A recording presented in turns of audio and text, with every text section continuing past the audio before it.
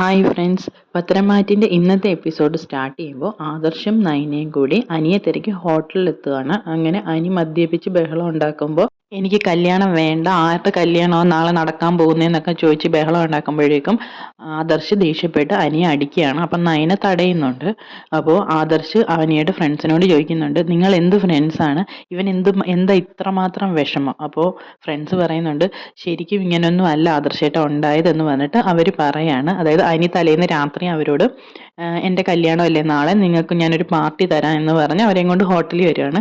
എന്നിട്ട് നിങ്ങൾക്ക് തന്നെ പാർട്ടി തന്നിട്ട് ഞാൻ ഇവിടെ കുടിക്കാതിരിക്കുന്ന മോശമല്ലേ എന്ന് പറഞ്ഞ് അവനും കുടിക്കാൻ തുടങ്ങുകയാണ്. അപ്പോൾ ഈ ഫ്രണ്ട്സ് എല്ലാം അവനെ തടയുന്നുണ്ട്. നീ ആദ്യമായിട്ടല്ലേ മദ്യപിക്കാൻ പോകുന്നത്, അതും നാളെ നിൻ്റെ കല്യാണം, അപ്പോൾ ശരിയാവത്തില്ല എന്നൊക്കെ പറഞ്ഞ് തടയാൻ ശ്രമിക്കുമ്പോഴും അനി പറയുന്നുണ്ട്, എന്ത് കല്യാണം, എനിക്ക് മനസ്സിന് ഇഷ്ടപ്പെടാത്ത ഒരു പെണ്ണിനെയല്ലേ ഞാൻ കല്യാണം കഴിക്കാൻ പോകുന്നത്, എനിക്ക് ഇഷ്ടം ആരോടായിരുന്നെന്ന് നിങ്ങൾക്ക് അറിയാമല്ലോ, എന്നിട്ട് നിങ്ങൾ അതിനുവേണ്ടി ഒന്നും ചെയ്തില്ലല്ലോ എന്നൊക്കെ പറഞ്ഞ് ഫ്രണ്ട്സിനെ കുറ്റപ്പെടുത്തി അനി അങ്ങ് മദ്യപിക്കുകയാണ്. ഇതെല്ലാം ഫ്രണ്ട്സ് ആദർശിനോട് പറയുന്നുണ്ട്. അപ്പോൾ ആദർശ് ഫ്രണ്ട്സിനോട് ചോദിക്കുകയാണ്, നിങ്ങളെങ്കിലും എന്നോട് പറയാമായിരുന്നില്ല അവൻ സ്നേഹിച്ച പെണ്ണ് ആരാണെന്ന്. ഉടനെ ഫ്രണ്ട്സ് പറയാണ്, അത് നയനേച്ചിക്ക് അറിയാമായിരുന്നല്ലോ എന്ന്. അപ്പോൾ ആദർശ് നയനയോട് ചോദിക്കുന്നുണ്ട്, നിനക്കറിയായിരുന്നോ, എന്നിട്ടാണോ നീ എന്നോടൊന്നും പറയാതിരുന്നതെന്ന് ചോദിക്കുമ്പോൾ നയന ഒന്നും മിണ്ടാൻ നിൽക്കുകയാണ്. പെട്ടെന്ന് ആദർശ് പറയണേ, എങ്ങനെയെങ്കിലും ഇവനെ ശരിയാക്കി എടുക്കണം, മോര് കെട്ടുമെങ്കിൽ എടുത്തുകൊണ്ട് വരാൻ പറഞ്ഞിട്ട് ഫ്രണ്ട്സിനെ പറഞ്ഞു വിടുകയാണ്.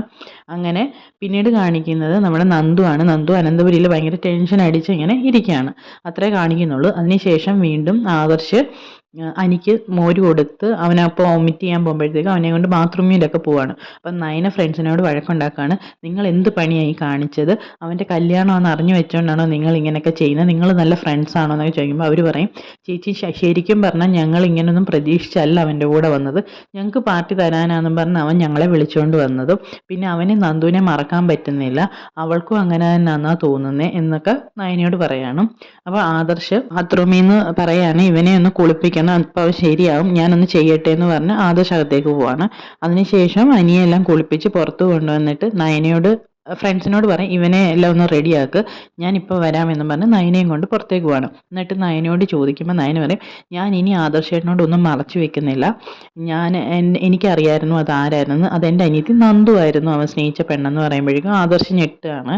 പറയും, ഞാനാണ് അവളെ അതിൽ നിന്ന് പിന്തിരിപ്പിച്ചത് എന്ന് പറഞ്ഞിട്ട് ഇവരുടെ അടുപ്പത്തിൻ്റെ കാര്യങ്ങളൊക്കെ പറയാണ്. എന്നിട്ട് നയന നന്ദുവിനെ പറഞ്ഞ് മനസ്സിലാക്കുന്ന ഒരു ഭാഗവും പറയുന്നുണ്ട്. അതായത്, മോളുടെ മനസ്സിൽ നിന്ന് ഇവൻ അനിയെ കളയണം, നിനക്കറിയാമല്ലോ ഞങ്ങൾ രണ്ടുപേരും ആ വീട്ടിൽ എങ്ങനെയാണ് ജീവിക്കുന്നതെന്ന്, അതുകൊണ്ട് അവൻ മോളോട് വന്ന് ചോദിച്ചാലും നിനക്ക് ഫ്രണ്ട്ഷിപ്പിനപ്പുറം ഒന്നുമില്ലെന്ന് പറയണമെന്നൊക്കെ നന്ദുവിനോട് നയന പറഞ്ഞ കാര്യം നയന ആദർശിനോട് പറയാണ്. എന്നിട്ട് ആദർശിനോട് നയന ചോദിക്കുകയാണ്, ഞാൻ ചെയ്തതിൽ എന്തെങ്കിലും തെറ്റുണ്ടോ, എൻ്റെ കുടുംബക്കാരും ഞാനും ചെയ്തത് 100% ശരിയാണെന്ന് എനിക്ക് ഉറപ്പുണ്ട്, ഇപ്പം തന്നെ ഞാനും എൻ്റെ ചേച്ചിയും ആ വീട്ടിലെ മരുമക്കളായിട്ട് ആരും അംഗീകരിക്കുന്നില്ല, പുറമ്പോക്കുകളായിട്ടാണ് അംഗീകരിക്കുന്നത്, അപ്പോൾ അതിൻ്റെ ഒപ്പം എൻ്റെ അനിയത്തെയും കൂടെ അവിടെ കൊണ്ടുവന്ന് എങ്ങനെ ശരിയാവും, അതുകൊണ്ട് ഞാൻ ചെയ്തത് എന്ത് പറഞ്ഞാലും 100% ശരിയാണെന്ന് പറയുമ്പോൾ ആദർശ് പറയും, അല്ല അത് തെറ്റാണ്, കാരണം അവർ തമ്മിൽ സ്നേഹിച്ചവരാ, പിന്നെ നിൻ്റെ ചേച്ചിയെപ്പോലെ സ്വഭാവമുള്ള ഒരാളായിരുന്നെങ്കിൽ ഞാൻ സമ്മതിക്കില്ലായിരുന്നു, പക്ഷേ നന്ദു നല്ലൊരു കുട്ടിയാണ്, പിന്നെ എനിക്കും അവളെ അതുകൊണ്ടാണ് ഇഷ്ടപ്പെട്ടത്, അവർ പരസ്പരം സ്നേഹിച്ചവരെ, അവർ തന്നെ ഒന്നിക്കണമായിരുന്നു. അപ്പം നയന പറയും, ഞാൻ ഒരിക്കലും ആദർശേട്ടൻ്റെ അടുത്തു നിന്ന് ഇങ്ങനെ ഒരു പ്രതികരണം അല്ല പ്രതീക്ഷിച്ചത്, ആദർശേട്ടൻ എന്നെ പുച്ഛിക്കുമെന്നാണ് ഞാൻ കരുതിയെന്ന് പറയുമ്പോൾ ആദർശ് പറയും, എന്തിന്, അവർ തമ്മിൽ പരസ്പരം സുഹൃത്തുക്കളായതിനു ശേഷം സ്നേഹിച്ചവരാണ്, അതുകൊണ്ട് അവർ തന്നെയാണ് ഒന്നിക്കേണ്ടത്, എനിക്ക് എൻ്റെ അനിയൻ്റെ ജീവിതമാണ് വലുത്, മറ്റുള്ളവരുടെ സന്തോഷമല്ല, അവൻ എന്നും സന്തോഷത്തോടെ ഇരിക്കണമെന്ന് ഞാൻ ആഗ്രഹിച്ചിട്ടുള്ളൂ, പിന്നെ ഞാൻ നിന്നെ മാത്രം കുറ്റം പറയത്തില്ല, അവനും എല്ലാം എന്നോട് തുറന്നു പറയുന്നവനായിരുന്നു, പക്ഷെ അവനും ഇത് എന്നോട് മറച്ചു വെച്ചു. എന്നിട്ട് നയന പറയുന്നുണ്ട്, നന്ദുവിന് അനിയോടുള്ള ഇഷ്ടം എനിക്ക് അറിയത്തില്ല എന്നും പറയുന്നുണ്ട്. അപ്പോൾ ആദർശ് പറയുന്നുണ്ട്, എന്ത് വന്നാലും എങ്ങനെയെങ്കിലും അവരെ തമ്മിൽ ഒന്നിപ്പിക്കണം എന്ന് പറയുമ്പോൾ നയന ചോദിക്കുന്നുണ്ട്, അതെങ്ങനെ, നാളെ അവൻ്റെ കല്യാണമാണ്. അപ്പോൾ ആദർശ് പറയും, അതൊന്നും എനിക്ക് അറിയണ്ട എന്ന് പറഞ്ഞിട്ട് തിരിച്ച് റൂമിലേക്ക് വരികയാണ്. എന്നിട്ട് ഫ്രണ്ട്സിനോട് വീണ്ടും ചൂടാവാണ്, ഇനി മേലെ ഇവനെ ഇങ്ങനെയൊന്നും ചെയ്യാൻ അനുവദിച്ചുകൂടാ, നിങ്ങൾ പോലും അവനൊരു പെൺകുട്ടിയോട് ഇഷ്ടമുണ്ടെന്നുള്ള കാര്യം എന്നോട് പറഞ്ഞില്ലല്ലോ എന്ന് പറയുമ്പോൾ ഫ്രണ്ട്സ് പറയുന്നുണ്ട്, അത് നയനേച്ചി തടഞ്ഞിട്ടാ പറയാഞ്ഞെന്ന് പറയാണ്. അങ്ങനെ അനിയേയും കൂട്ടി ആദർശും നയനയും കൂടെ പോവാണ് ഹോട്ടലിൽ നിന്ന്. അപ്പോൾ ഫ്രണ്ട്സ് പരസ്പരം പറയുന്നുണ്ട്, എന്തായാലും ഇതൊക്കെ ചിലപ്പോൾ നല്ലതിനായിരിക്കും, അവന് മനസ്സിന് ഇഷ്ടപ്പെടാത്ത ഒരു വിവാഹം ചിലപ്പോൾ നടക്കാതിരിക്കും, അതുകൊണ്ട് നന്ദു അവന് ഒന്നിക്കണം എന്നൊക്കെ ഫ്രണ്ട്സ് പരസ്പരം പറയാണ്.